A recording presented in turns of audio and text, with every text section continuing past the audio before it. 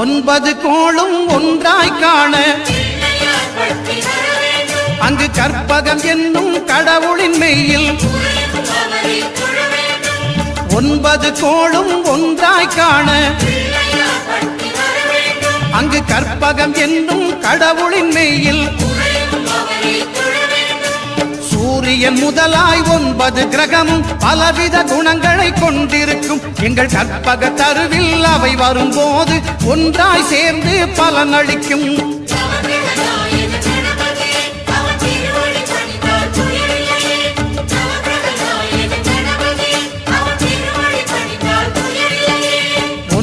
கோளும் ஒன்றாய் காண அங்கு கற்பகம் என்னும் கடவுளின் மெய்யில்